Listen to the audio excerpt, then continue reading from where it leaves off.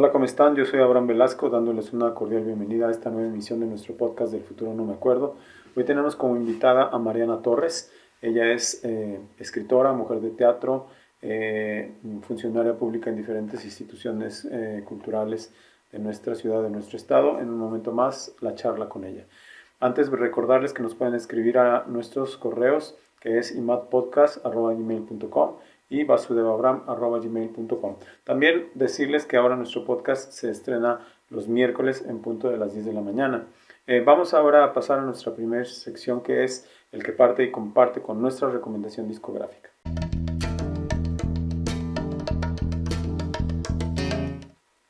Bueno, quiero comentarles que hace unos días me topé con un video en YouTube de la cantante Miley Cyrus haciendo un cover de una canción que cantaba Janis Joplin. Me pareció que hacía muy buen trabajo. Creo que Miley Cyrus canta muy bien y que hace un muy buen uso de su voz. Creo que la interpretación de esa canción, que es Maybe, la hace excelente. Es un video en vivo y escuchándola me dio la tarea de buscar un video de Janis Joplin cantando esa misma canción en vivo y o sea, realmente les puedo decir que la versión de Janis en vivo así en concierto es increíblemente insuperable, y es por eso que hoy creo que les debo de recomendar escuchar o volver a escuchar, reescuchar un disco de Janis Joplin que fue el primero que yo escuché. Es, Hay tres discos, digamos, oficiales de Janis Joplin. El primero que grabó con el grupo, que ella era como parte del grupo, y luego después este que les voy a recomendar, y el Pearl, que es el disco, digamos, que salió ya después de que ella había fallecido. Les quiero recomendar este disco, es I Got Them All Cosmic Blues Again, Mama. Es este disco de 1969. En este disco ya no está con su banda original, que fue la que la hizo saltar a la fama. Aquí ya más bien la compañía se encargó de armarle una banda increíble, de músicos increíbles, con las que bueno, grabó este disco y aparte hizo giras por diferentes partes del mundo, Europa, etcétera, y realmente los videos que quedan como testimonio de esas presentaciones son increíbles, ¿no? La interpretación de Janis es asombrosa. Aquí digamos que es un disco en que no hay desperdicio. Eh, a mí lo que me sorprende de Janis Joplin no es nada más su potencia, sus capacidades vocales, sino su manera de frasear, porque es como muy complicado adivinarle una frase, cómo la va a concluir, cómo le va a dar la cadencia, cuántas cosas no mete ella improvisando en cada canción, utilizando la letra de la canción, repitiendo frases, etcétera. Entonces, hay una canción especialmente que se llama Little Girl Blue, que es un blues muy lento, que me parece impresionante cómo es tan difícil adivinarle cómo va a resolver cada frase o cómo la va a cantar o cómo la va a interpretar. Recomiendo muchísimo este disco y en general pues todo lo que Janis Joplin dejó como testimonio. Me parece que una persona tan joven, a los 27 años falleció, que tuviera esas características vocales, sobre todo para interpretar, como si fuera una persona con tantas experiencias, porque también para interpretar de esa manera no solamente hay que tener las cualidades vocales, sino tiene que haber vivido mucho. Entonces, me parece impresionante la capacidad que tenía Janis, y a lo largo del tiempo me parece que sigue siendo una cantante increíblemente asombrosa. O sea, es realmente asombroso la manera en la que ella interpretaba y en la que ella cantaba. Entonces les recomiendo muchísimo este disco, que es I Got Them All Cosmic Blues Again, Mama, de Janis Joplin, de 1969. Un disco sin absolutamente nada de desperdicio, que creo que todos debemos escuchar. Ahora vamos a pasar a nuestra siguiente sección, no sin antes comentarles que, bueno, Mariana Torres es ella licenciada en Letras Hispánicas, es escritora, creadora teatral, gestora cultural, y en todos los ámbitos en los que se ha desempeñado lo ha hecho de manera pues muy exitosa. ha hecho puestas en escena, tiene varios libros publicados, ganó el premio Dolores Castro en algunas de sus emisiones. Es una mujer muy dedicada a lo que le gusta hacer y que ha tenido, pues ella, mmm, a base de esfuerzo, ha logrado obtener frutos valiosos en su trayectoria. Es una charla en la que también empezamos a hablar a lo mejor de algunos temas un poco polémicos y que creo que nos quedamos cortos y creo que habría que profundizar en una segunda parte de varias cosas. Es muy grato charlar con Mariana. Entonces vamos a pasar a nuestra sección La memoria es más antigua con nuestra invitada del día de hoy, Mariana Torres. Adelante.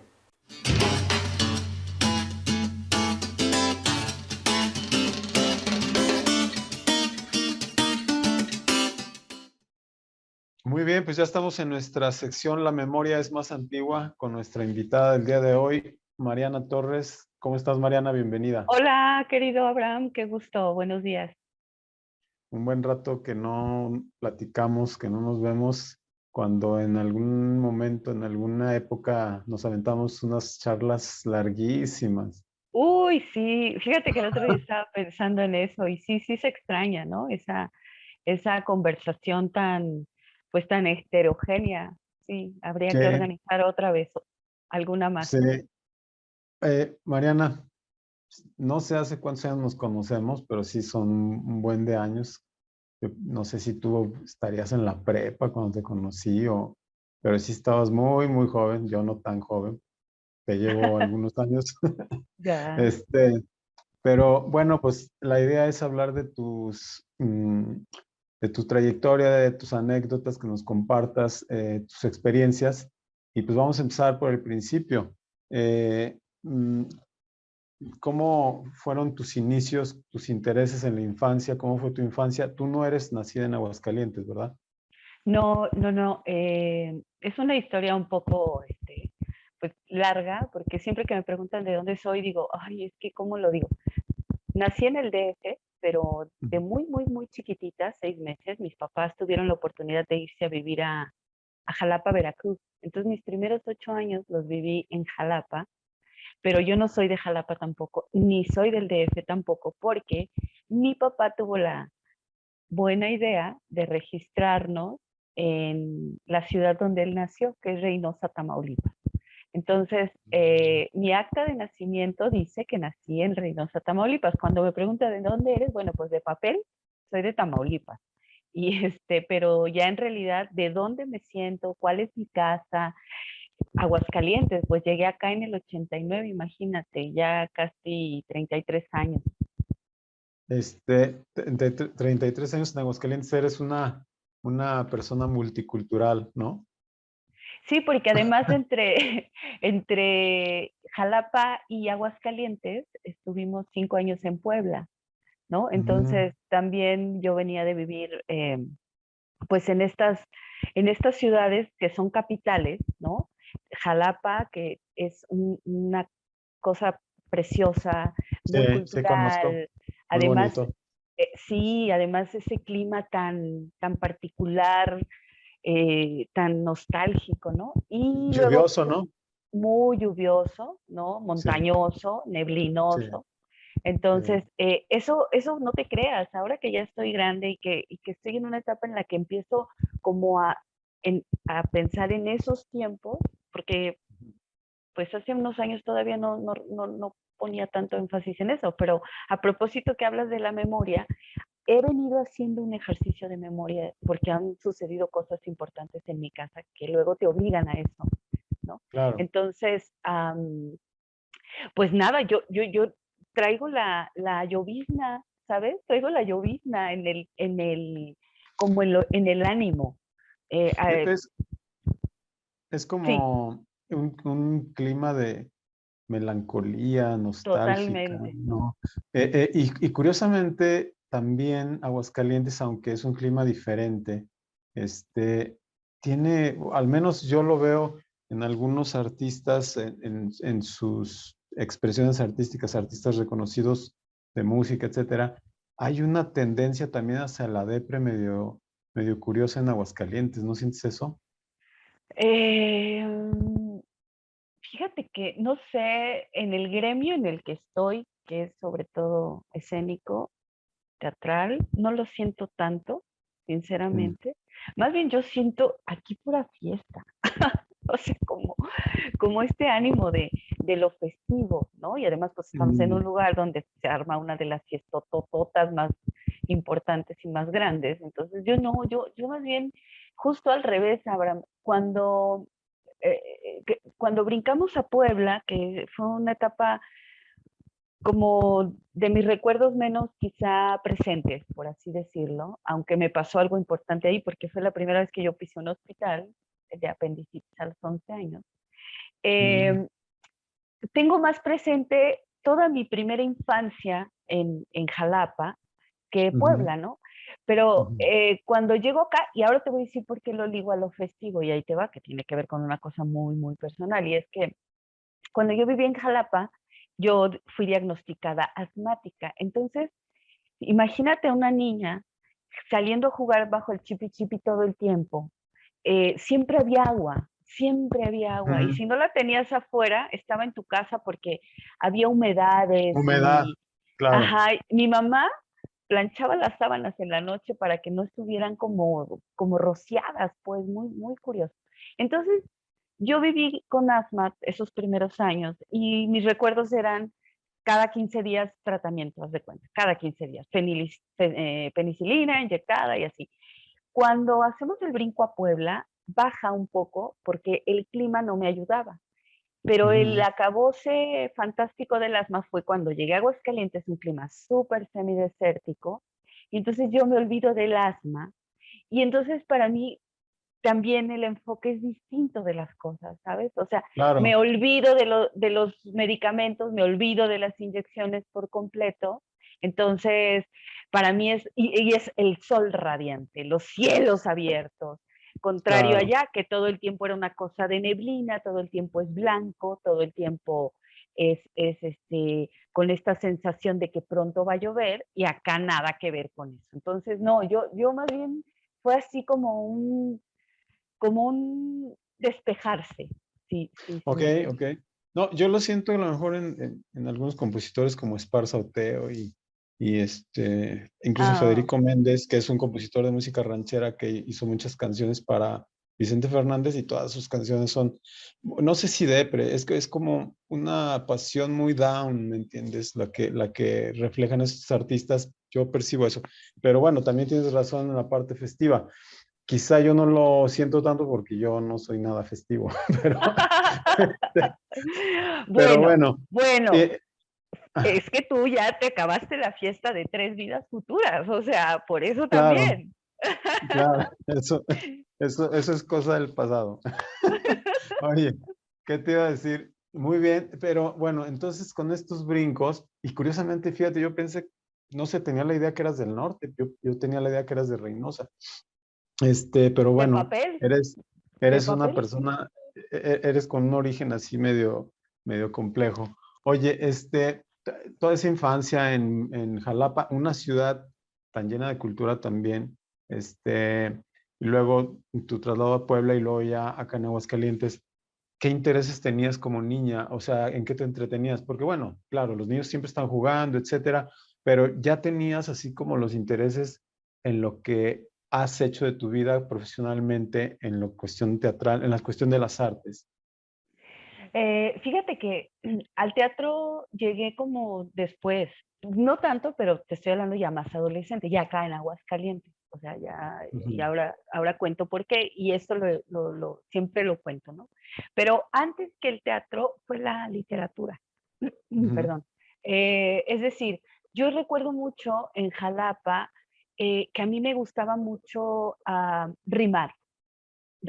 O sea, me la pasaba como cuando descubrí que las cosas sonaban igual, me la ujú. pasaba buscándole rimas a las cosas. Entonces, canción, corazón, pelón, camión.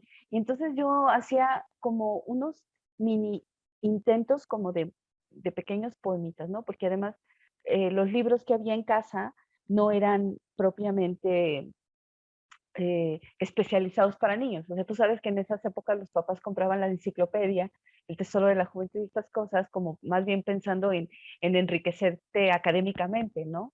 Claro, en que Entonces, te ayudaran en la escuela y esas en la cosas, ¿no? escuela y para investigar. Entonces, esos libros son los que yo tengo muy presentes en la casa, alguno que otro de cuentos, que también tengo todavía y conservo, rayoneados, porque hasta eso nos dejaban rayonearlos, fíjate. Eso era bonito, ¿no? Porque ahora que me dedico al fomento y a la promoción del libro, entiendes que los niños necesitan interactuar y las niñas necesitamos interactuar con los libros. Entonces, tengo muy presente eso y tengo presente este juego de palabras que siempre me acompañó, siempre. Ujú. Y cuando estaba en tercero de primaria, que fue el último año que yo hice en Jalapa, mi maestra Norma me regaló un librito que se llama Carrusel de Cuentos Mágicos y me lo dedicó y, ella me dijo unas palabras que nunca olvidé, que son, a ti las palabras te quieren, me dijo. Entonces fue algo muy bello, muy bonito, me marcó muchísimo. Y entonces esa cuestión con la literatura siempre la tuve. Tan fue Ujú. así que fue tan natural la manera en que yo me relacionaba con las lecturas de mis libros de texto en la Ujú. escuela, en la primaria, que yo, por ejemplo, no batallaba nada con cuestiones de ortografía y redacción, porque era algo como que yo ya tenía, o sea, como que de tanta lectura que yo hacía propia de esos textitos, eh, nunca batallé, pues, o sea, nunca batallé, nunca, yo no necesité nunca memorizarme, por ejemplo, reglas ortográficas, ¿no? Entonces, Ujú. para mí el acercamiento a la palabra, a la literatura, a la escritura, fue muchísimo más pronto que las artes escénicas, ¿no? Eso ya sucede acá en Aguascalientes, siendo una Ajá. adolescentilla. Ujú. Oye, es interesante lo que dices porque eh, creo que tienen que tenerse ciertas cualidades para todo, o sea, cualidades naturales que luego tienes que ir desarrollando. Pero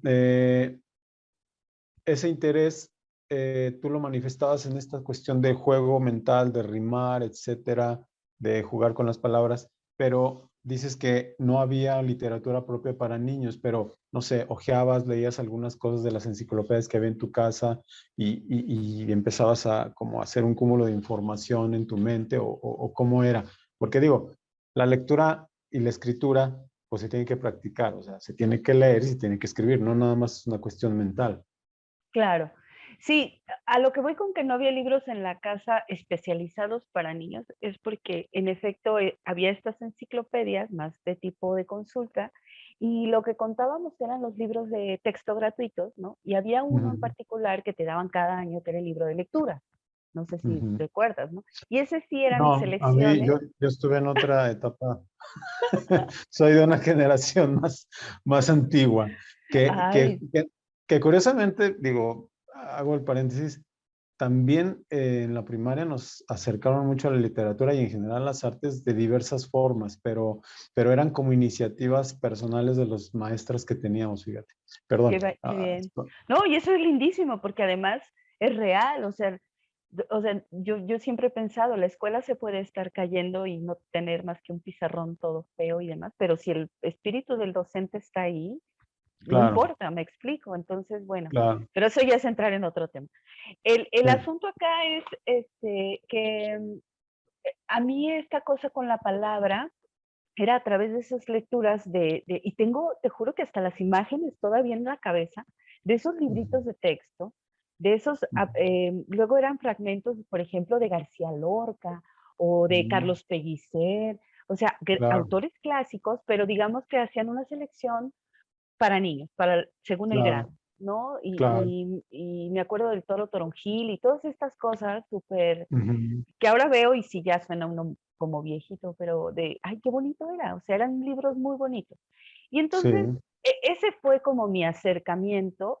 Y hay algo que también creo que es muy importante en mi vida y creo que es la primera vez que lo voy a decir, luego de las entrevistas que hago, pero caí en cuenta en eso porque acabo de terminar un poemario para niños y niñas que se va a publicar este año, ya luego les cuento. Pero mis papás, mi mamá y mi papá eran súper Mm. cantadores, fiesteros también, siempre los dos. Entonces yo recuerdo que los paseos en un Maverick 70 y pico, o después en un Concorde, que eran esos carros de entonces, ¿no? Y Ujú, que hacíamos esos viajes a la playa, que nos quedaba como a 40 minutos de Jalapa a una playa muy bonita que se llama Chachalaca.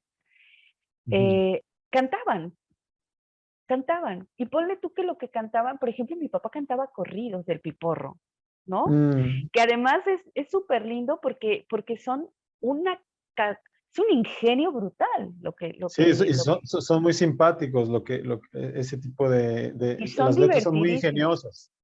Y son divertidísimas porque Sí, son, el corrido en sí mismo son historias, ¿no? Entonces sí. cantaba el Piporro, o mi mamá cantaba, por ejemplo, canciones de mi abuela, de su madre, de mi abuelita María, que eran Ujú, canciones de las hermanas Padilla, también súper tristes, nostálgicas y de ujú. Cuco Sánchez, ¿no? Que eran Uh, toda esta, toda esta música mexicana, o sea, Fallaste ujú. Corazón era de nuestros hits de infancia, ¿no? Que tú dices, oye, una Órale. niña de 6 años cantando eso, pero era lo que cantaban entre mi madre y mi padre, y ya después entramos a otra historia que es Juan Gabriel, ¿no? Que es la banda sonora de la familia, y que Ujú, también en esa época de los 80 pues tenía una serie de letras pues muy pegajosas, ¿no? Así. Entonces, ujú. ese canto, Abraham, que ahora estoy compartiendo por primera vez, también tuvo que ver. Ahora lo tengo clarísimo. O sea, Claro, a mí me han dicho mucho que mi versificación, o sea, cuando escribo poesía, mi ritmo, me dice, es que tienes un ritmo muy natural. Y yo creo que tiene que ver con esto. Con estas cosas que no entiendes hasta ya de grande. Y dices, sí, cantábamos, la familia cantaba todo el tiempo estas claro. canciones tan melódicas, porque pues tú sabes, si nos vamos a hacer un análisis sin caer en lo pretencioso, pero son canciones con medidas muy de pegajosas. Es que en Y, realidad la canción tiene la característica de que el texto lo tienes que acomodar con la melodía y tiene que sonar coherente, acomodado, o sea, hay un orden, ¿no? Hay una métrica ahí, que es como más contundente que a lo mejor así el es, poema solo, porque el poema exacto, solo a lo mejor le puedes dar una interpretación, pero la canción tienes que cantar la melodía con la letra tal cual. Si no, claro. digo, puedes ser caprichos, pero me refiero al texto en sí, tiene que quedar muy bien acomodado y no hay forma de desacomodarlo. Aunque hagas blues, incluso el texto queda ahí junto con la melodía y eso hace como que haya una estructura, como te digo, muy contundente. Y te va quedando, porque yo me acuerdo que incluso Claro, cuando cantábamos, y luego, a ver, ahora invéntale. Y entonces, y Agustín bajaba a caballo, y éramos los cinco viajando, viajando. Entonces, era a cómo era un, cambiabas un claro, juego. o sea, jugabas con eso, ellos hacían eso con nosotros, con mis Ajá, hermanos y conmigo. Y entonces, creo que eso también tiene que ver que uno se te va quedando ese ritmo, se te va quedando esa musicalidad.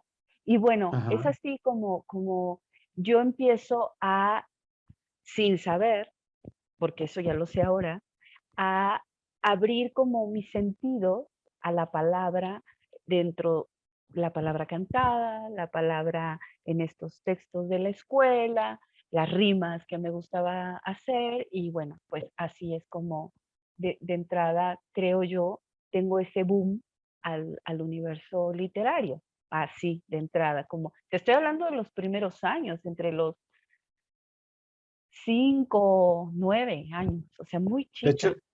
de hecho, fíjate que ahorita que comentas esto, eh, te quiero comentar que, digo, como que caen veintes de repente cuando se comentan este tipo de cosas, pero el sánscrito que yo leo continuamente es cantado todo el tiempo y Mm, siento que incluso el lenguaje de las diferentes regiones de México o a lo mejor de diferentes partes del mundo tienen entonaciones y son cantados, ¿no? O sea, dicen, "No, es que los de Aguascalientes hablan como cantadito, y cada quien tiene como su entonación. Es interesante cómo se puede mm, hacer de una forma sin darnos cuenta cómo estamos manejando el lenguaje, pero también la música al mismo tiempo, claro, ¿verdad? totalmente. total. A Oye, mí algo, Mariana, ajá. perdón, dime, No, dime. eso iba a decir que a mí algo que me encanta del lenguaje es como según donde esté, suena, ¿no? Claro, Y entonces, claro.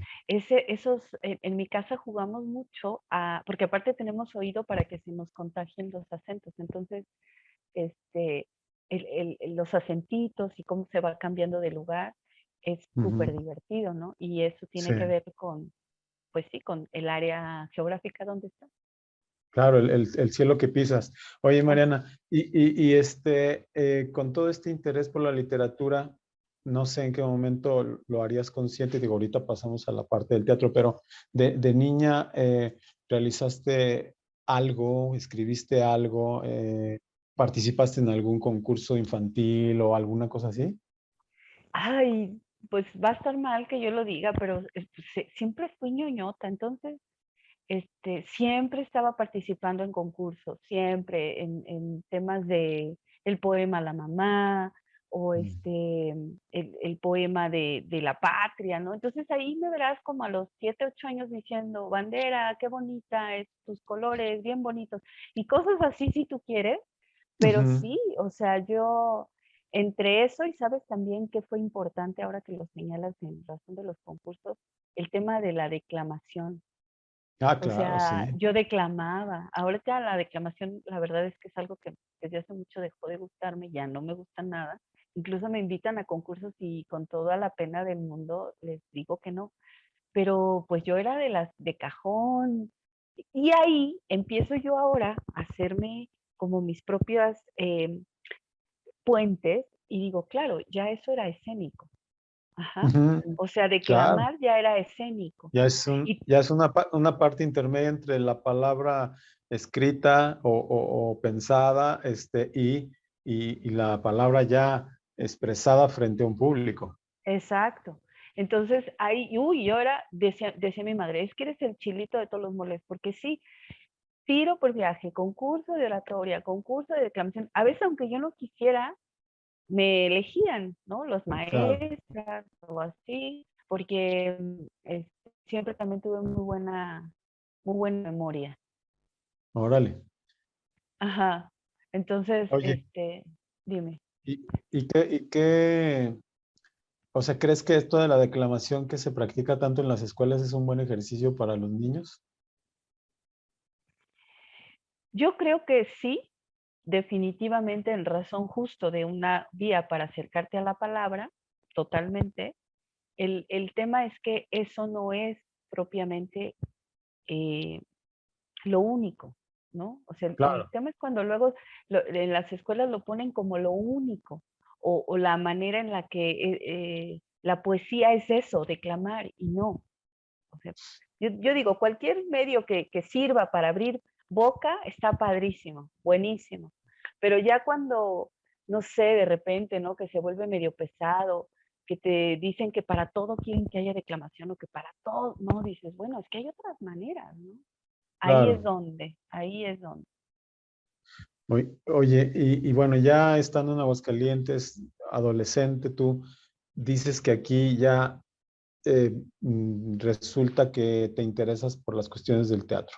¿Cómo fue eso? ¿En qué lo viste o cómo fue que nació este interés y este deseo de Bueno, hacer esta teatro? anécdota también la cuento mil veces porque pues es así, o sea, siempre que me lo pregunten me la voy a contar así. Imagínate tú a mi hermana, que también conoces, Alexa, Ah, yo, yo claro. de, yo de casi 15, ella de 13, y yo por lo menos arranada todo el día viendo telenovelas y comiendo Mm. galletas, ¿no? Imagínate. Y leyendo. O sea, ese era mi máximo. Leer, ver las telenovelas y comer galletas. Y mi hermana, pues, brincoteando de aquí para allá como sin ningún sentido en nuestra existencia de puberta. Y un día mi Ujú. madre llega y dice, pues las metí a un taller de teatro. Conocí a una persona y tiene un taller de teatro y van. Y las otras, no, no queríamos, te lo juro. ¿Cómo crees? No sé qué. Y así fue, Abraham, o sea, nos llevó a fuerza. Yo recuerdo que incluso las primeras sesiones, el primer mes o así, yo incluso ponía pretextos, mentía, decía que tenía examen al día siguiente para no ir. Mm. O sea, fíjate lo que son las cosas. Oye, Pero, ¿y quién era el encargado del taller? esa es una Oh, muy buena pregunta. Es Silvia Martínez, que hasta la fecha cómo también no. se sigue dedicando a la Sí, escena. sí, Ella sí. fue la primera directora de teatro a la que yo conocí. Ella daba el taller en el Centro Cultural del ISSSTE, cuando Mm. este Cuando estaba estaba en ahí. López No, Velarde y Pedro Parga. no, fíjate que nos tocó en Juan de Montoro. Juan de Oh, Montoro, pasando Zaragoza, ahorita hay un colegio, creo que Renacimiento, una cosa así, mm, pero ahí hay una finca, ¿no? Y ahí sí, estaba el Centro ya sé Cultural dónde. del ISSSTE. Una finca grande. Sí, Exacto. es que esa fue la segunda sede del Centro Cultural del Este. Sí, yo me fui más atrás. Bueno, a mí esa es la que me tocó primero. Y Órale. ahí es donde iniciamos, y varios de nosotros que iniciamos ahí, seguimos, por ejemplo, SWAT, ¿te acuerdas? Suada Tala. Ahí, a Suadatal, ahí fue donde coincidimos por primera vez, o Juan Pablo Acevedo, que también ha estado ahí Ujú, con la compañía claro. municipal del IMAC, Sí. y mi hermana misma, ¿no? Y yo, o sea, de ahí todavía hubo quienes seguimos. Otros, bueno, la misma Silvia, ¿no? Y Clara Martínez, la hermana, que ella sobre todo se dedicó y se especializó en difusión de teatro con la escena, ¿no? Ujú. Clara Martínez. Entonces, ahí seguimos en el universo escénico, pero iniciamos en ese lugar, en ese taller, y bueno, en el caso de Alexa y mío, a fuerza. Todavía era, en ese tiempo era Víctor Solís, el director del Centro Así Cultural es. de Lis. Y ahí Claro. también daba sus clases de jazz y Sí, todo, de ¿sí? hecho yo tomaba clases ahí en la mañana con el maestro Mario Gustavo Juárez, ahí en ese centro cultural. Oye, Mariana, descubres el teatro, pues, como tú dices, a fuerzas, pero, Ajá, eh, pero ya que estás ahí, porque digo, yo por ejemplo intenté meter a mi niño a karate y por más que lo lleve y lo lleve, me dijo, no, esto yo no lo quiero. Entonces, o sea, ya estás ahí, pero ¿qué es lo que te motiva a continuar? ¿Qué es lo que te motiva a seguir adelante? Porque pueden ser mil cosas y sobre todo a esa edad, ¿no? Puede ser a lo mejor alguna cosa de vanidad porque vas a salir en el escenario y te van a aplaudir, o qué es lo que te hace en ese momento sentir interés por seguir en el teatro, una obra tras otra y querer participar. fíjate que en un inicio, y es una gran pregunta, si me voy a la realidad y a la honestidad, el grupo, es decir, éramos todos unos pubertos, ¿no? El formar parte Eh, de... y que además hicimos mucho match, o sea, somos amigos hasta la fecha. Ujú, Aunque algunos ya no hacen teatro, seguimos reuniéndonos, nuestras familias ya crecieron, o sea, ha pasado y seguimos siendo amigos, ¿sabes? Entonces, ujú. es el grupo, o sea, lo que el teatro hizo para mí, creo, y ahorita lo estoy diciendo en voz alta, fue amalgamar, o sea, encontrar a otros como yo, que éramos, además, justo contrario a esto que tú dices de decir, ay, quiero lucirme, no, era al revés, porque además todos a esa edad y éramos, creo que todo menos lucidores, o sea, ya sabes, la pubertad te hace como una especie de, como Ujú. de, pues de ser todavía muy irregular, ¿no? Sí, Unos muy grandes, otros muy chicos, un brazo más largo que el otro, la nariz te está creciendo, o sea. Entonces, éramos más bien, fuimos un grupo que se encontró desde más que todo desde ser un colectivo, o sea, reunirnos a pintar escenografía, reunirnos porque además es eso, hicimos familia y no lo digo retóricamente, lo digo realmente, porque todas nuestras pequeñas producciones de inicio eran de todo lo que le quitábamos a las casas de nuestras familias, el que llevaba el claro. sillón de la familia, el que llevaba el vestuario de la mamá, el que lleva, como se inicia mucho del teatro amateur, ¿no? Entonces, todo eso, todo ese trajín que significó encontrarte con alguien para hacer eso y todo, sí, sí, qué emoción, eso fue lo que en un inicio bueno, a mí me hizo permanecer.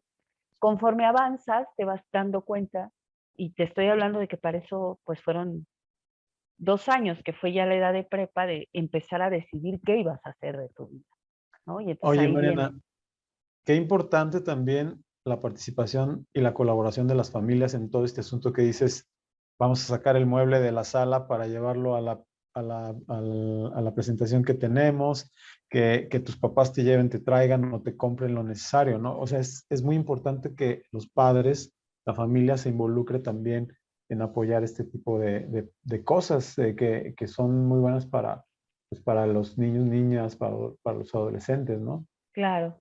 Sí, fundamental. Este, tengo que hacer una pausa. ¿Puedo? Déjame ponerle pausa. Bueno, continuamos con la charla con Mariana, que quizá por sus hábitos teatrales ya cambió de escenografía. Ya, uno no se puede quedar siempre en el mismo lugar. Ok. Entonces estábamos en el asunto de que lo importante, te preguntaba, que es que los padres se involucren y apoyen a los chavos, ¿no? En ese tipo de actividades como las que tú platicas, que fueron los inicios de teatro, en ese taller.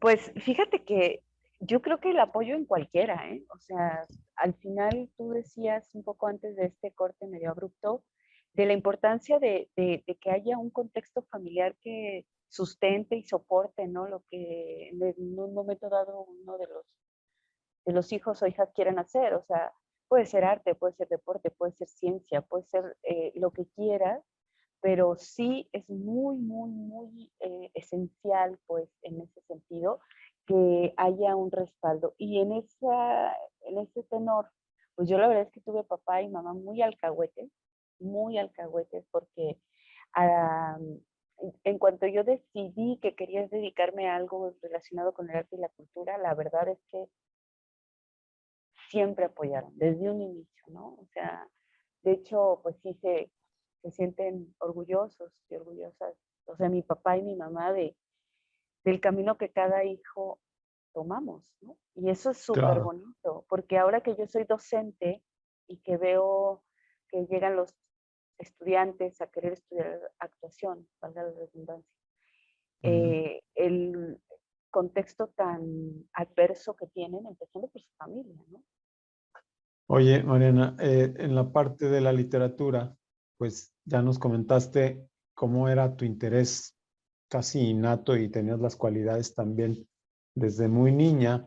Este, y en la parte de la literatura, pues tú sácame si estoy en un error, dime si estoy en un error. Seguiste un camino, digamos, académico, ¿no?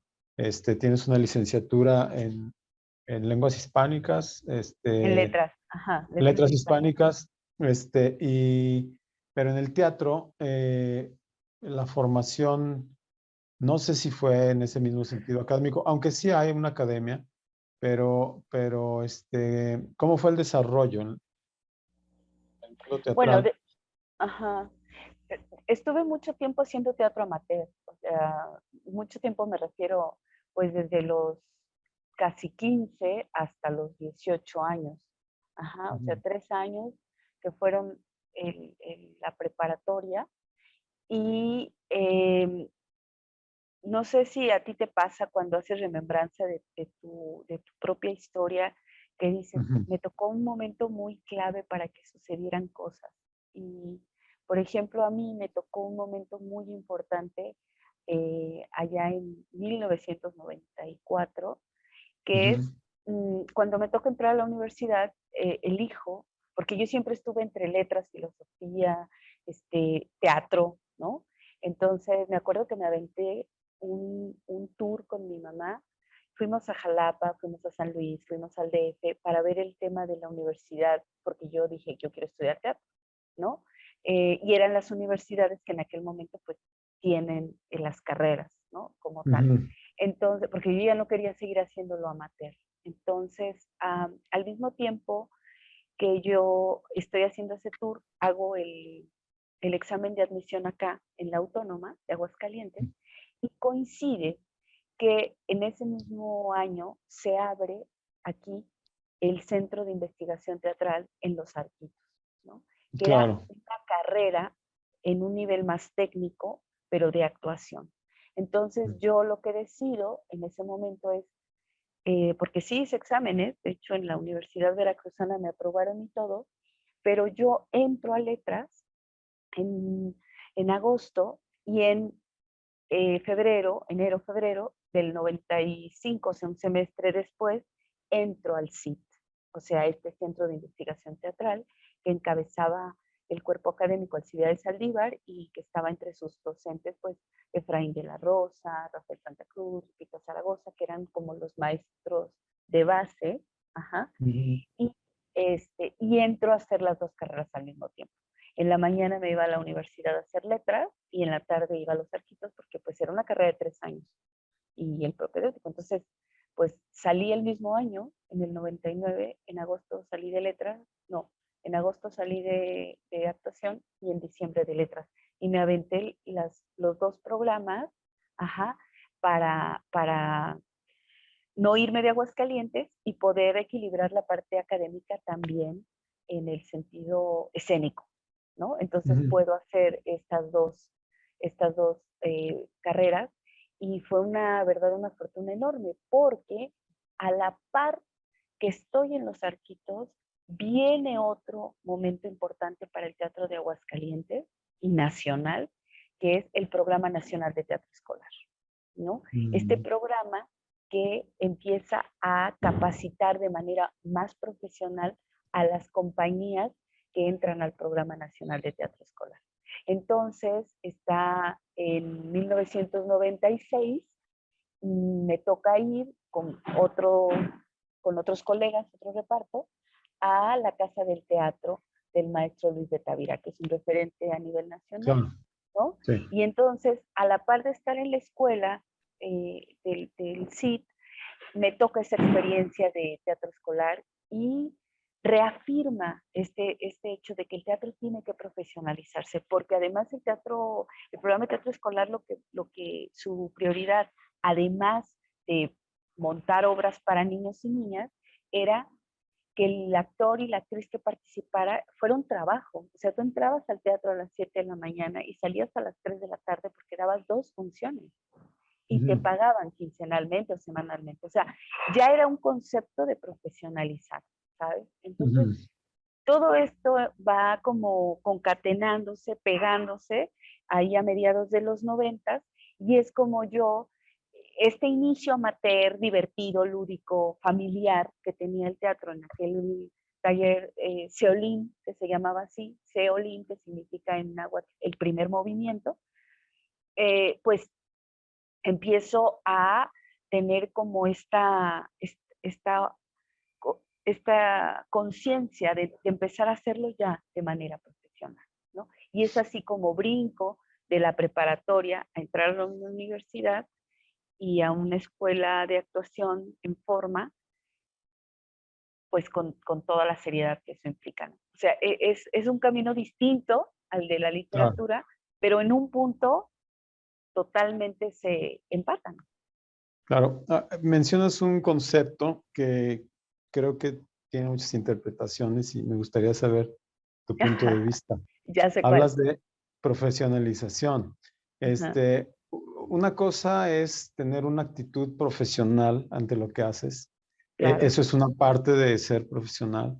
Otra parte de ser profesional es que te paguen por lo que haces, o sea, que recibas una remuneración por eso. Y en este sentido, eh, la actitud de ser profesional, pues muchos artistas, no nomás de teatro, pues la tienen, o sea, le dan seriedad a su trabajo, etcétera. Tú en la literatura y en el teatro siempre has tenido esa actitud porque siempre estás buscando prepararte, etcétera, pero déjame ver cómo plantear el asunto. Ah, Intuyo por en, dónde vas. en aquellos años se profesionalizaron estos grupos que tú dices de teatro escolar Ujú, y sus sueldos dependían de los recursos públicos, ¿cierto? ujú, ujú, ujú, Entonces, con el paso del tiempo, yo he percibido en Aguascalientes una ebullición del teatro en Aguascalientes y de otras artes también como la música, pero muchísimos grupos de teatro independiente que se ujú, esfuerzan mucho, etcétera. En la parte de la profesionalización, creo yo, hay una parte muy importante que es el público. El ujú, público que esté dispuesto a pagar un boleto por ver una obra de teatro. Ujú. Tú has vivido la parte de sembrar, por ejemplo, el teatro escolar, pues haces públicos y a lo mejor también hay niños que se van a interesar por practicar el teatro, etcétera. ¿Tú crees que ha crecido la demanda del público y que el público realmente valora el trabajo de un artista, de un teatrista, y que hay, digamos, un mercado? O sea, no me refiero así a un mercado eh, en el sentido completamente comercial, pero que sí hay gente interesada en pagar de manera justa por el trabajo del artista. Pues mira, hablo de mi experiencia, ¿vale? Porque es como muy obvio decir que todos hablamos como nos va en esta feria, que es pues, la vida. Ujú. Sí, claro, es tu punto de vista. Yo creo, sin tener números, porque tampoco soy una estudiosa del fenómeno teatral desde ahí, pero sin tener números, sí puedo arriesgarme a decirte que el escenario evidentemente es otro de cuando iniciamos. Ajá. Y yo quiero sumar, antes de pasar a responder directamente tu pregunta, a nada más puntualizar algo en relación de lo profesional. Y es, en efecto, hay actitud profesional porque hay un compromiso, etcétera, etcétera, estudias, te preparas, demás. La otra es, en efecto, el pago. El tema aquí es que tú puedes ser muy profesional y, sin embargo, el trabajo artístico sigue siendo precario, precarizante, que eso no significa que no sea profesional, ¿sí me explico? O Claro. sea, la condición es la que vuelve la situación, desgraciadamente, un trabajo precario, con condiciones realmente a veces indignantes, ¿no? O sea, colegas Ujú. que tienen que estar persiguiendo a quien los ha contratado para que les pague después de haber cumplido ya con su presentación o lo que sea, ¿no? Ujú. Ese es otro boleto. Y eso es lo que vivimos. Eso es lo que no, eso es lo que no, digamos, no evoluciona. No hay no solo Aguascalientes, el país, con todo y que ha sido, y se reconoce así a nivel internacional como un país muy mecenas hacia las artes, muchas Con mucho becas, mecenazgo, mucho claro. mecenazgo, muchos concursos, muchas convocatorias, pero al final el trabajo del artista es que mientras no esté dentro de esos sistemas de mecenazgo, digamos, la situación es precaria, ¿no? No va a Y haber ahorita remuneración justa, no hay o remuneración justa. Y medianamente además, justa. sin derechos laborales, que eso es muy grave también, ¿no? O sea, pedimos una profesionalización, pero no entramos dentro de un esquema a menos que formes parte de una institución, ¿no? Y tienes que dar clase o tienes que ser funcionario o gestor desde una institución para tener un seguro, por ejemplo, ¿no? O acceso a un sistema de salud público. Ahora con la pandemia esto se expuso de manera descarnada, no solo en el arte, en general, ¿no? La situación precaria en la que está el trabajador en el país, en el mundo. O sea, ya no hablemos del arte en general, o sea, cuánta Claro. gente se quedó sin empleo, sin servicio de salud, etcétera. Y en el caso Aguascalientes, y retomo tu pregunta, creo que sí, en efecto, hay una conciencia mayor, y voy a decir por qué desde mi hipótesis, y es, al haber unas universidades, eran tres, ahora son dos, egresando gente dedicada a las artes, no hablo solo de teatro, o sea, tú sabes que Claro. está la licenciatura en artes, la de música, la de gestores, los Ujú. plásticos, los bailarines, etcétera. Habiendo licenciaturas, egresando profesionales, esto de alguna manera mueve el contexto.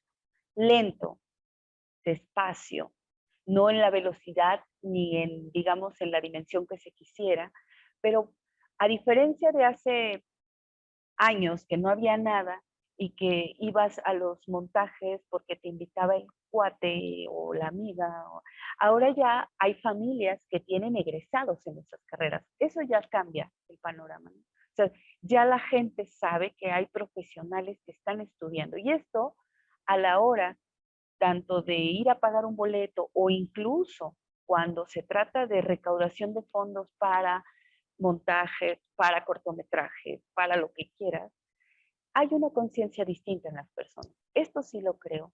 No evidentemente en las condiciones en las que se necesita, no en la medida de costo-beneficio, porque cada montaje, como tú lo sabes, armar un concierto, son horas y horas y horas, ¿no? Que muchas veces eh, la gente cree que uno está pagando por el puro concierto, pero no saben toda la ruta que hubo atrás, ¿no?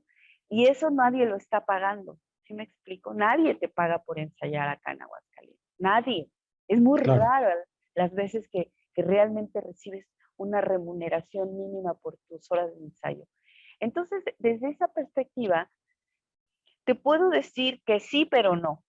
¿Sí me explico? O ujú, sea, sí claro, ha cambiado el contexto y tan es así que creo que si eso no hubiera sido de esta manera, no habría este boom, no solo de grupos, Abraham, de músicos o de bailarines o de gente de la escena, sino espacios independientes. ¿Cuántos espacios independientes se han abierto, claro. no? Para ofrecer. Sí, estoy de acuerdo que obviamente ha cambiado mucho, pero también siento que hay un desbalance entre cualquier montaje que vayas a hacer de lo que sea una exposición de arte visual o una obra de teatro o un concierto, tiene un costo. Ujú, Y ese costo por lo menos hay que tratar de recuperarlo.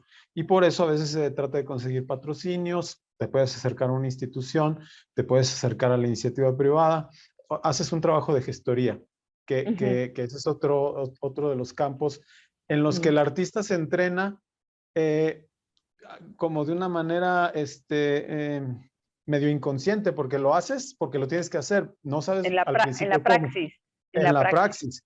Y esa es, creo yo, la mejor forma de formarte como gestor. Vas y gestionas, ¿no? Pero siento que hay una desproporción entre todo este asunto de los grupos artísticos, los artistas fluyendo, tantos proyectos aquí, foros nuevos, como tú dices, independientes, y el público en sí. El público que tenga el interés de consumir esto, porque la ciudad, hablemos nada más solamente del municipio de Aguascalientes, es enorme ya, hay una cantidad de habitantes pues ya muy considerable que no está siendo atendida, no está siendo cubierta esa población en general con una oferta cultural que sea habitual, que sea constante, que haya una creación de públicos. Entonces, no hay un hábito de consumir teatro, no hay un hábito de consumir música, o sea, hay lo que está en los medios comerciales, que como tú mencionabas hace rato son las telenovelas y la radio comercial, y eso es lo que consume la gente. Pero el trabajo local, el trabajo de los artistas locales, las propuestas de los artistas locales, a veces se ven los mismos grupos que surgen, se truncan porque no hay una perspectiva de hacia dónde voy a caminar. O sea, como tú dices, tienes que trabajar en mil otras cosas para poder continuar tus proyectos artísticos. Y también eso, o sea, no es que esté mal, eh, el otro día comentaba justo con una promotora cultural el asunto de lo gratis que ofrecen las instituciones, los gratis entre comillas, porque festivales gratis de esto, festivales gratis del otro, y entonces el público dice, pues es gratis, voy, aunque no es gratis, porque está siendo subsidiado por presupuesto público, por el dinero que ellos ya pagaron. Entonces, siento yo que la oferta independiente o institucional de las artes en Aguascalientes no tiene una correspondencia en la cantidad de público. No sé si tú estés de acuerdo en eso y no sé si estás de acuerdo, ¿qué se te ocurre que se podría hacer? Mira, bueno, de entrada también quiero comentar antes de pasar a la pregunta, es decir, que hasta incluso la gestoría también ha evolucionado, tan así que hay una carrera Claro, en claro. arte y gestión cultural, ahora es, antes estudios del arte y gestión, ahora arte y gestión cultural. Y me parece a mí que eso también habla de una necesidad que vaya de la mano de toda esta oferta cultural, o sea, es como, digamos, la otra contraparte, ¿no? La gestoría que implica también, que es un campo enorme y en el que no me atrevo a meterme aunque tú bien dices, todo eso hemos hecho de gestores culturales de una u otra manera, pero digamos, ya pensándolo de manera profesional, eh, es justo la sinergia que tendría que estar sucediendo en razón de multifactores ahora. Formación de públicos, ofertas que lleguen a tiempo y con buena difusión, en fin, una serie de cosas que se han discutido N 1200 veces en un montón de foros y de todas las disciplinas, ¿no? Entonces, creo que es un asunto que nos rebasa, o sea, estamos en Aguascalientes, si en el país estamos rezagados, si el DF, la gente, bueno, ahora CDMX, la gente de CDMX se queja de lo mismo, ¿no? Que no hay públicos. Justo hoy en la mañana estaba hablando con un colega de allá, igual, así, está en el Centro Cultural Helénico con un montaje post-pandémico porque pues lo dejó en stand-by y lo retoma. Y justo me dice, Mariana querida, está siendo súper complicado que venga la gente. O sea, Ciudad de México, Centro Cultural Helénico, que es un espacio muy bien colocado, con ya se les digamos medio calientito y demás, y cuesta trabajo. Ahora imagínate en una realidad aguascalentense, ¿no? De mayor rezago todavía. O sea, yo coincido contigo en que las proporciones están completamente dispares. O sea, inclusive yo misma que doy clase en la universidad, que soy parte de un grupo académico que egresa licenciados en actuación, yo me cuestiono y me pregunto, ¿qué van a hacer? ¿Sí me explico? ¿Hacia dónde van? ¿Cuál es lo que ellos van, o más que cuál es hacia dónde avanzarán en este terreno en el que estamos ahora? Porque, perdón que haga este paréntesis, porque además hay una idea de que tengo mi licenciatura y pues ya logré algo muy importante, ¿no? Y a veces con la licenciatura pues no te va a servir pero digo, para muy poco. No, totalmente, ¿no? Incluso muchos de los chicos y chicas que llegan los primeros semestres vienen con la idea de que son pues el actor o la actriz que Aguascalientes y el mundo esperan, cosa que pues no es así, ¿no? Y entonces la carrera, la idea también es sentar como unas pautas desde la formación, digamos, de ejecutante, pero también te da herramientas para principios de gestoría cultural, o sea, que también empieces a saber por lo menos, Producción, dirección, oye, etcétera. por lo menos saber cómo presentar una carpeta, por lo menos una carpeta, ¿no? Porque de Claro. repente ni eso tenemos claro. Entonces, Ujú. yo coincido en que no están las proporciones en un equilibrio.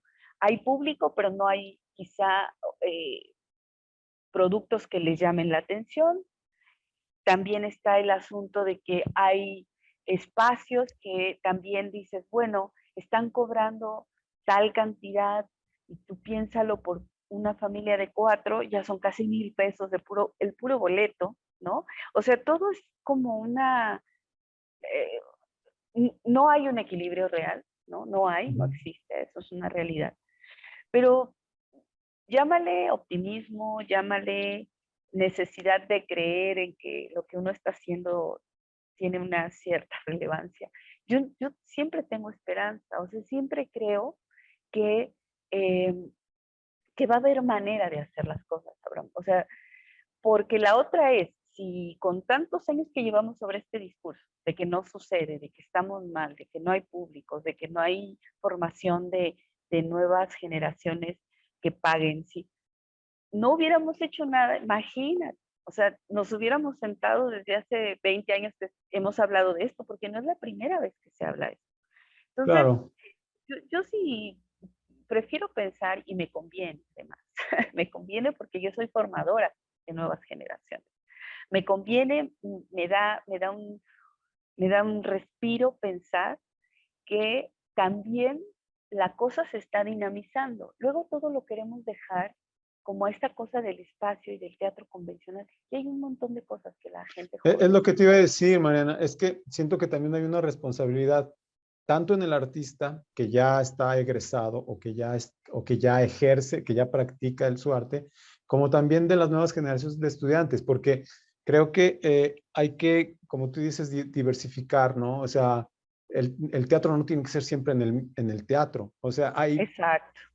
y además, no solo eso, no solamente pensando en los espacios, sino pensando en los diversos núcleos sociales que hay. Y en los públicos Exacto, en los públicos.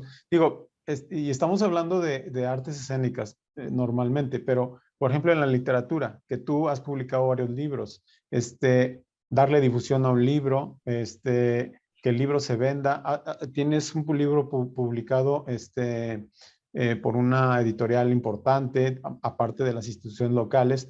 Es un trabajo que tiene que tener una repercusión, aunque no sea económica. O sea, que dices, que lean mi libro, ¿no? Que llegue a claro. las manos de los interesados, ¿no? Todo ese asunto en mi opinión, las instituciones culturales, al menos las que están ahorita activas en Aguascalientes, como ICA o IMAG y la universidad, pues yo siento que están rebasadas, o sea, por las necesidades realmente tanto del gremio artístico como de los públicos. Sí, yo también coincido en eso, ¿eh? O sea, de que hay una demanda mayor que lo que las instancias que mencionas. Y mira que están ahorita en un momento yo creo que muy importante de apoyo y de apertura y demás. Yo así lo veo. Eh, como que siempre te quedas como no es suficiente, están rebasadas, hay más, ¿no? Hace no mucho hablaba con alguien que decíamos, es que antes había una obra y todos íbamos a esa obra porque era lo único que había, ¿no? O sea, Ujú. era así era el momento y todo era así. Ahora hay mucha oferta, hay una diversidad de espacios, incluso, ¿no? Hablamos, ahora que estoy por remontar un trabajo que estrené el año pasado, y que vamos a presentar en próximas fechas, tenemos que ver incluso no empatar con agendas de otros o tratar de lo menos posible, ¿no? Porque sabemos que luego circulamos los mismos o las mismas personas, los mismos públicos por ahí. Y entonces dices, pues si me pongo con la temporada de otros colegas, así nos va a ir, ¿no? O sea, porque Claro, es esto de la oferta. Es un tema muy complejo, insisto, es sí, multifactorial, como para intentar dar ahorita aquí que me dices, ¿tú crees que se podría? No lo sé. Yo apuesto siempre a la formación de públicos. Eso a mí me parece que es fundamental, porque al final el público eh, fluye, o sea, es un ente que se mueve, ¿no? Y alguna vez los tuviste de chicos en un montaje para niños, pero ellos luego van evolucionando y entonces es el público que después ve otro tipo de montajes. O sea, yo creo que una de las grandes apuestas en general tendría que ser por ahí, la formación de claro, públicos, ¿no? claro. Muy Porque, bien. porque quien forma públicos y cuando ya tienes una idea de lo complejo y de lo que significa una obra de arte, pues puedes valorar y esto, ¿no? Puedes valorar, puedes pensar en que vale la pena pagar por él y reconocer en el artista a alguien importante para tu contexto, sobre todo eso, porque se sigue creyendo que es ornato y mientras se siga Claro, creyendo que es ornato, pues esto no va a claro, jalar, ¿no? O sea, vamos a claro. seguir a contracorriente, Sí, ¿no? de acuerdo. Oye, Mariana, bueno, hablamos ya de la problemática de, digamos, de artes escénicas. Ahora, tú tienes una trayectoria importante también como escritora. Eh, Ganaste el premio Dolores Castro, etcétera, etcétera. ¿Cuál es el proceso? ¿Cuál ha sido tu proceso? ¿O cuál ha sido cómo se hace un libro? Cómo se edita un libro? Porque tú puedes escribir, pensar que escribiste la última maravilla, pero el hecho de llevarlo a concretarlo y a tener el libro en las manos y a que sea distribuido, etcétera, etcétera, ¿cómo es esa experiencia? Pues mira, he tenido como de todas las, bueno, no de todas, que petulante me escuché. He tenido diferentes experiencias, es lo que quiero decir. Eh, yo tengo experiencia, por ejemplo, de lo que implica participar en talleres literarios y de ahí que alguien diga, oye, pues de esta experiencia hagamos una pequeña antología y se cuela un textito tuyo, ¿no? O sea, sin mayor, digamos, batallar, Complicación, claro. ajá, que alguien de alguna institución decida publicar porque participaste en la antología, digo, en el taller igual, pues ya estás en la antología. He tenido la experiencia, por ejemplo, de participar en revistas por invitación, o sea, que me dicen, oye, Lalo López, nunca lo voy a olvidar, el Lobo, porque él, por ejemplo, cuando editaba Tierra Baldía, de la revista Ujú. Exposición, yo me acuerdo, Sí. y hasta hace recién, es que te digo, no sé si es la edad, si, ¿qué ha sido? Que de repente me están cayendo un montón de cosas y de recuerdos, pero valorar que él cada vez que me veía me decía, Marianita, un poema, y tengo poemas en tierra baldía que de repente había olvidado y están ahí, ¿no? Y es Ujú. parte de mi historia y de mi escritura. Entonces tengo esa experiencia. Ya más adelante, pues obviamente participar en las becas, ¿no? Ujú. O en las convocatorias, es decir, preparar un material y lo que sí suelo hacer siempre yo cuando acabo algo es pasarlo a poca gente, a gente que Ujú. yo sé que primero lo va a hacer con gusto, ¿no? O sea, porque hay muchos autores que tú sabes que son tus compas, pero no les gusta hacer este trabajo de, oye, ve mi texto, ¿no? Ujú. Retroalimenta. A mí tampoco, o sea, a muy poca gente, no por payasos, sino a veces por tiempo, que te dan sus textos y los retroalimentas. Entonces tengo a unas ciertas personas cercanas a las que yo les comparto para la retro y trabajar, y trabajar, y trabajar, y trabajar.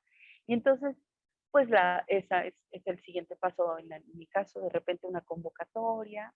He participado para convocatoria, así como el Premio Dolores, pero también para convocatoria de publicación, como fue primera obra, que fue la manera en que se editó mi primer libro para niños y niñas, que era narrativa, ¿no? Después fue Ujú. Alfaguara con el poemario. Entonces, como, si te fijas, han sido como diferentes maneras, en Diferentes razón caminos. de cómo se ha publicado y de cómo se ha distribuido. En el caso de Alfaguara, pues ellos me compraron el libro para las escuelas, o sea, en su programa de lectura de las escuelas. Ujú. Los libros Ok. llegaron a las escuelas y yo presentaba el libro en las escuelas con los alumnos y alumnas ahí, ¿no? Y entonces eso era una experiencia súper bonita porque ellos ya tenían el material, ya sabían cómo abordarlo y eso fue súper, súper bonito. Y bueno, además la regalía, estás hablando de Ajá. una editorial como ya con todo lo que Importante, implica. Uh-huh. claro.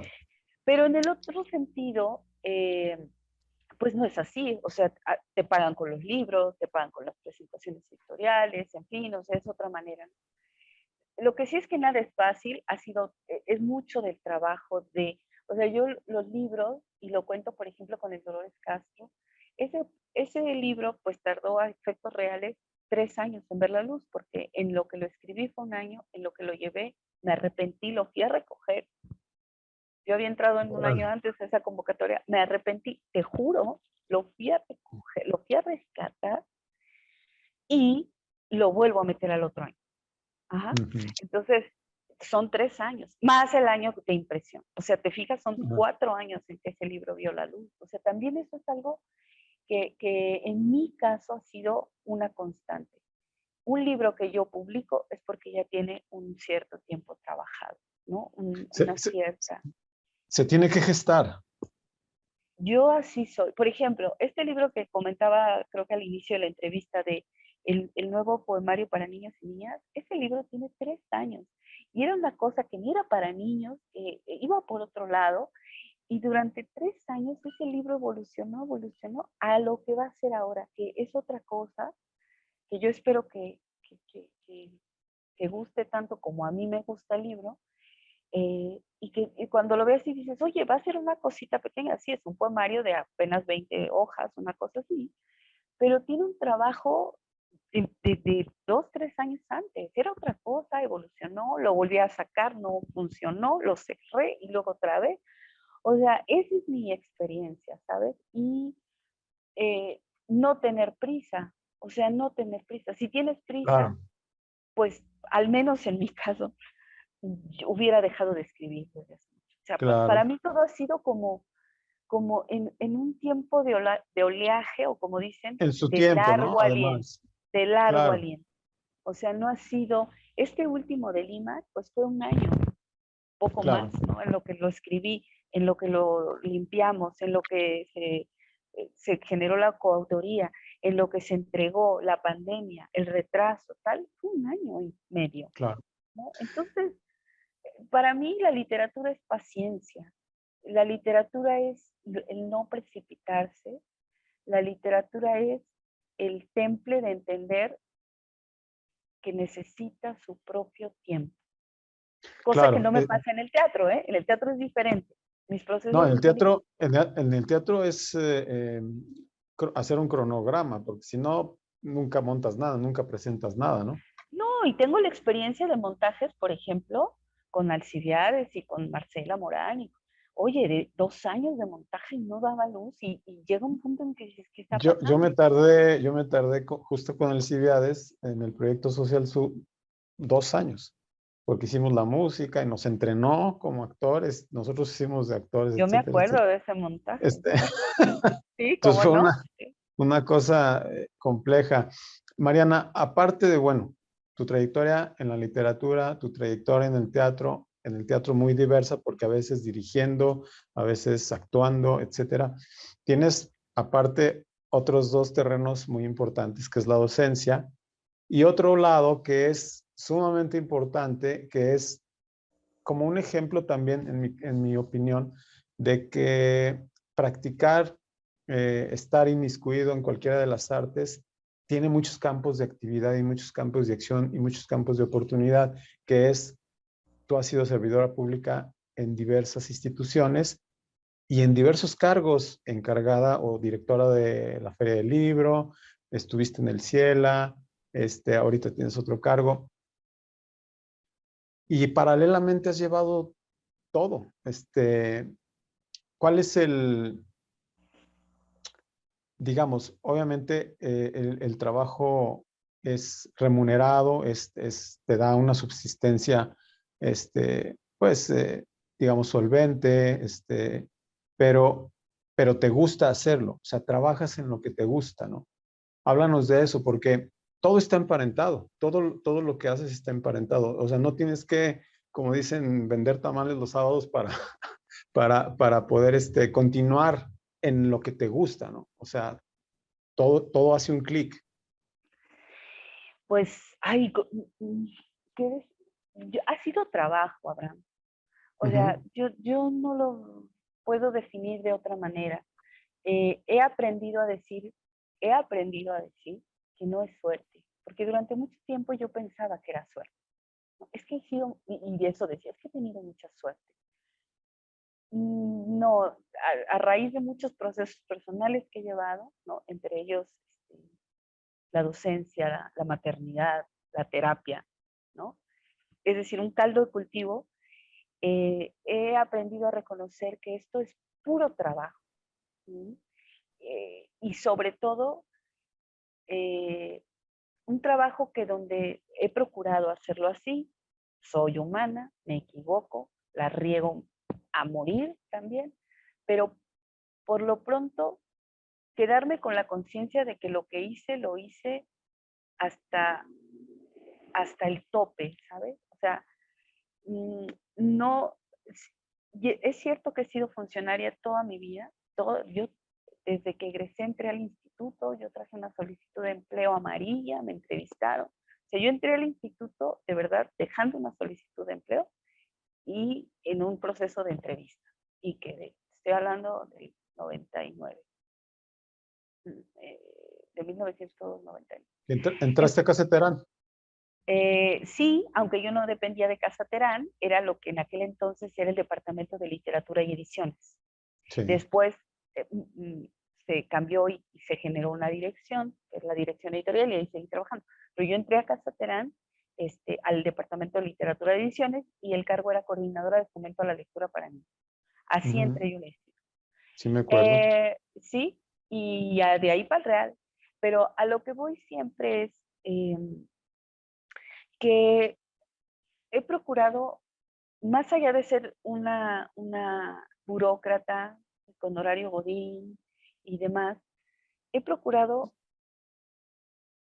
y en ese sentido sí he tenido mucha fortuna, que lo que hago me guste, ¿no? Lo que hago me gusta.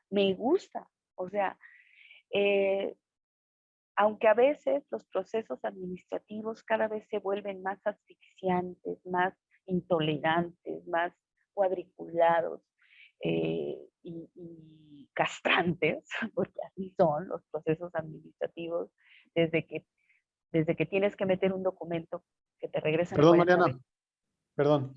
Si me puedes repetir eso, porque ahorita me entró una llamada y me interrumpió todo lo que me estabas diciendo. Chanclas, ya no sé dónde me quedé. Que lo que haces te gusta, que siempre has sido, has estado en la burocracia, pero que realmente has procurado que te gusta. Sí, y este gustarme, este querer lo que hago, ha hecho que a pesar de todos los procesos administrativos que cada vez se vuelven más complejos, complicados, este, castrantes, angustiosos, ¿no? Porque así se está volviendo la burocracia cada vez más, pues no importen en razón de lo que finalmente es el resultado de ellos, ¿no? Que es el trabajo final desde donde me ha tocado estar, que ha sido desde organizar un primer festival de títeres en aquellos años, hasta la Feria del Libro, hasta tener el enorme placer de estar en el Ciela o hace no mucho en la Universidad Autónoma de Aguascalientes como la primera jefa del Departamento de Artes Escénicas y Audiovisuales. O sea, todo ha sido un placer. No sé si Claro. masoquista, no lo sé, ¿no? Pero digo, porque, insisto, la administración se ha vuelto muy cuadriculada, pero finalmente todo ha tenido que ver con lo que yo soy y con lo que yo he hecho, que es o las artes escénicas o la literatura. Y desde ahí un montón, o sea, mis quehaceres se han vertido por ahí, ¿no? Ahora, por ejemplo, estoy en un proyecto que si bien es la primera vez en la historia que no tiene una vinculación directa aquí en el instituto, acaba teniéndola, tarde que temprano, tarde que Sí, temprano. El proceso es ese, ¿no? De cómo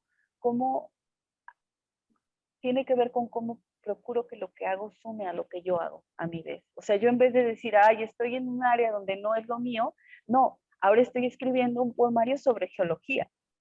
¿Sí me explico? O sea, es claro. como yo sumo y entonces Lo encuentro vinculas y lo armonizas. procuro. No siempre Ajá. es posible, pero es algo que he procurado finalmente, porque Ok, pues si no, uno no, pues cómo vas por la vida, ¿no? claro. Se me cayó eso. Mariana, déjame hacer una pausa. Sí. Espérame. Muy bien, Mariana, pues una plática muy interesante. Eh, yo creo que necesitamos una segunda sesión para eh, platicar de algunos otros tópicos, algunas otras partes importantes de tu trayectoria, pero es tiempo de hablar, bueno, de una película y de un disco muy importantes en tu vida. ¿De cuál quieres hablar primero? Pues si quieres hablamos primero de la peli y luego del disco para cerrar Ok, ok, con mis muy adorados. bien. Ok, entonces, bueno, tú escogiste una película eh, más o menos reciente del 2016, Animales Nocturnos. Yo no la he Ajá. visto, pero estuve leyendo y escuchando algunas opiniones. Parece que es una película que no fue muy difundida, o sea, como que no es muy conocida, pero las opiniones que yo he leído y que he visto que es una película increíble, que está excelente. Y lo que entendí es que es como una historia dentro de una historia. Así Eh, es. Me llamó la atención que el director y el que escribió el guión, pues es un cineasta, digamos, por decirlo de alguna forma, novato, pero realizó un gran trabajo. Un cuate que se dedicaba al diseño de modas, etcétera. Este, yo me esperaba, porque pues, tú eres una cinéfila de hueso colorado, yo me esperaba alguna otra película así como clásica, pero escogiste algo muy reciente. ¿Por qué esta película es tan importante para ti? Bueno, sí, me costó trabajo, porque puedo escoger cosas muy, o sea, tengo un montón, o sea, de verdad, tengo muchas, pero porque con todas Claro. para mí es muy importante, muy, muy importante. pero escogí Animales Nocturnos quizá porque tiene que ver, no puedo desligarme de mis estadios familiares cuando hablo de cosas que me importan, ¿no? Y uno de mis estadios familiares fundacionales para mí es mi maternidad, o sea, no lo puedo evitar. Ajá. Entonces, con José María comparto el cine desde que él era un bebecitito. Tu hijo. Mi hijo. Y en los peores momentos de nuestra relación, y me refiero a nuestros peores momentos, es cuando estás, ya sabes, en la adolescencia, que hay todo este desapego y Se el hijo no complica. quiere saber de ti y tal. Nuestro vínculo fue el cine. Fue el cine, es decir, a lo mejor no nos veíamos, a lo mejor él no me pasaba y me echaba esas miradas que tú ya sabes que echan los hijos, no te soporto y demás. Ajá. Y lo que nos vinculaba era poner o ir al cine, poner una peli al cine. Y a veces, si tenía yo suerte, me decía 3 cosas de la peli, o si no, nada. Pero ya era el hecho de estar juntos haciendo eso. Ajá. Entonces, te cuento esto porque si me voy desde esa historia tan personal que es mi maternidad y el cine, que tal vez debería escribir algo sobre eso, es porque Animales Nocturnos fue una película, es fuertísima, y Sí. me acuerdo muchísimo que estábamos José María y yo en una etapa de crisis y quería verla. Y toda la vida él ha sido muy independiente, entonces nuestros horarios no coincidían y la fuimos a ver en una función, creo que la última era muy noche. Y el ambiente entre nosotros estaba muy, muy tenso y llegamos a ver la película. Y desde la primera escena es fuertísima, ¿sí? Inicia, digo, no voy a spoilear, pero inicia con un close-up de un desnudo femenino, Sí. de una obesidad mórbida, ajá, Sí, sí, así, sí. ¿no? Y yo con mi Sí. hijo adolescente a un lado. Y que según escuché, dura como 4 minutos. Sí, así, es una escena así, ¡buah! ¿No? Y yo dije, santo cielo, que venimos a ver, así, porque pues, o sea, tú sabes, el hijo, tú ahí, no sé qué. Y la película es crudísima, fortísima, Sí. siniestra, ¿no? El tema es perturbador, ¿no? Porque habla de Claro. toda una relación psicológica, turbia, de issues entre los personajes, desgarradora. Sí. Y además Sí. los actores, bueno, maravillosos. Ajá. Entonces esta película para mí, ¿por qué es importante? Porque estaba en un momento importante, nos sirvió de catarsis a mi hijo y a mí. Para mí fue así como una una sacudida, ¿no? De estas historias que a mí me encantan, estas historias tan psicológicas. Es lo que a mí me gusta trabajar en la escena, lo psicológico. Y además en un momento en el que a partir de ahí como que José María y yo volvimos a hablar, ¿no? La película nos hizo hablar, y por eso es que a lo mejor es tan reciente y tan importante, porque ahí hubo un clic y entonces brincamos un momento dejó esa adolescencia del hijo que no quiere saber nada de la madre para volver a hablar a partir del cine, a partir de que entra a la prepa, a partir de una serie de situaciones. Y entonces cuando me preguntas, ¿es una película importante en tu vida? Esa fue importante. Esa fue porque marca ese momento. No solo a nivel estético, que la película es extraordinaria, ajá, sino lo que repercutió en mi vida personal. A nivel personal, claro. Ok. Entonces, por Sí, eso es importante, por eso no hablé de otras, como Amélie, por ejemplo. Amélie es sí, una es que, película que me emociona, la puedo ver 1000 veces, no, es pero que justamente la idea es justo eso. Puede que escojas una película que a lo mejor ni es tan buena, pero es importante para ti en algún sentido personal o en algún sentido porque fue un momento clave de tu vida. La película, te digo, no la he visto, pero sí he vela. leído y he visto que todo el mundo habla cosas muy buenas, hay que ver la película, es también una manera de De hecho, recomendación. de hecho, ahora que lo pienso, yo no sé quién la ha visto a decir, ¿qué fue ver esta mujer con su adolescente esa película? Pues fíjate, ¿no? O sea, a lo mejor si hubiera tenido todo el pack de lo que era, no sé si la vería otra vez con un hijo Claro, adolescente, pero, claro, pero para mí fue importantísima, ¿no? Y además claro. es una joya, o sea, es una joya. Ok, muy bien, Mariana, pues ahora vamos a hablar de un disco muy importante en tu vida, una producción de 1900, salió entre 1998 y 1999, Enemigo íntimo de Joaquín Enemigos, Sabina, enemigos Enemigos íntimos. íntimos de Joaquín Sabina y Fito Páez. Eh, una producción que de alguna forma reveló los egos de este par de personajes porque nunca pudieron hacer una gira del disco porque terminaron de la greña del chongo. Nos la deben, nos la deben. Y justo fue se nota en la producción, lo estuve escuchando ayer, se nota en la mano de Fito Páez en la producción que es sí súper impecable. Y que parece que Sabina pues no le importaba tanto que fuera tan impecable la cosa, ¿no? Yo me declaro mucho más inclinado hacia lo que hace Páez que hacia lo que hace Sabina, pero sí es un disco pues, de muy buena calidad, musicalmente, letrísticamente, hasta en las mismas letras, hasta medio se tiran de repente ahí entre ellos. Habiendo tantos discos de Páez y de Sabina y siendo tú fan de los dos, ¿por qué este disco es un disco muy importante? Lo mismo, o sea, yo amo más a Páez que a Sabina, o sea, también, ¿eh? O sea, soy fan de Páez, así, me encanta morir. Yo, por ejemplo, hablando de conciertos, cada vez que viene Páez lo voy. Cada vez que viene Sabina, no.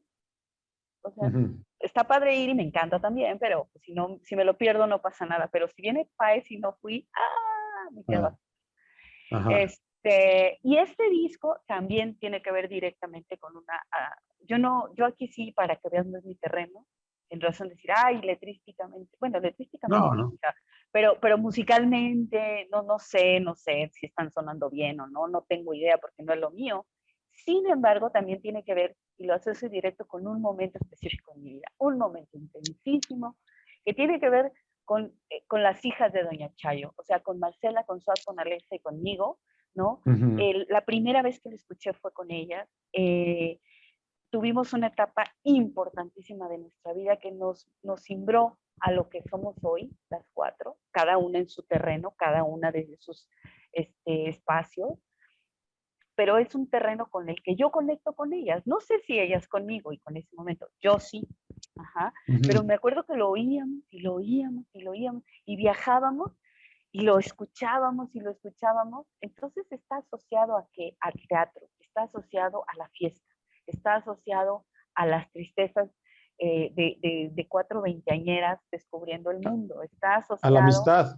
a la amistad, Claro. a mi momento de descubrirme en muy primeros 20 de esta mujer que quería ser yo, ¿sabes? Entonces, ese disco es el reflejo de ese momento de mi vida, eh, donde hay, ya sabes, chistes personales, canciones favoritas, canciones que te brincas, eh, que cantas a voz en cuello. Entonces, por eso es que es tan importante ese disco para mí, con estos dos que la verdad es que son de mis acompañantes de cabecera cuando hay fiesta, ¿no? O sea, acabo escuchando a uno, al otro, o a los dos, o gente similar a ellos, pues. Entonces, Ujú. ese disco en particular, ¿no? Es motivo de mucha alegría, de mucha nostalgia, de mucha necesidad de no perder, justo también, de recordarme ese Ujú. ímpetu de los 20, ese ímpetu de las carreteras eh, soñando, Ujú. soñando qué queríamos hacer. Entonces, Claro. por eso es que es tan importante para mí, porque es un disco, en efecto, de una amistad de cuatro mujeres a las que quiero mucho, me incluyo yo. Entonces, Ok. es por eso que ese disco es tan importante en mi vida. Y además mencionas algo importante, que lo escuchaste como se escuchaban antes los discos, una y otra vez, por todos lados, le dabas vuelta y vuelta. Digo, porque ahora se escucha medio minuto una canción y le brincas a la siguiente, y etcétera, etcétera. Pues Sí, ya mira, sé. a manera de recomendación, tanto el disco como la película, hay que dejárselos de tarea a los que nos están viendo y escuchando, porque son dos muy buenas obras, tanto el disco como la película, Mariana. Mariana, pues ya para despedirnos, no sé si quieras agregar algo. Como te dije hace rato, yo creo que podríamos tener una segunda sesión y platicar de otras tantas cosas importantes, ¿no? Claro, no, yo muy agradecida, Abraham, siempre muy agradecida. Yo creo que eh, entre amigos como somos tú y yo, que hemos sido, sabemos que hay siempre temas pendientes, pero más bien por caridad del que escucha, dejemos aquí y agradecerte mucho de verdad esta oportunidad de reencuentro contigo. No, pues yo soy el agradecido. Gracias por tu tiempo, Mariana. Espero nos podamos ver pronto y aunque no sea frente a una camarita, podamos alargar la charla todo lo que se pueda. Uy, sí, siempre hay un montón que contar, ¿no? Sí. Muy bien, Mariana, pues Te quiero mucho. yo también, Mariana, muchas gracias. Solo me resta decirles como siempre que yo del futuro no me acuerdo. Hasta luego.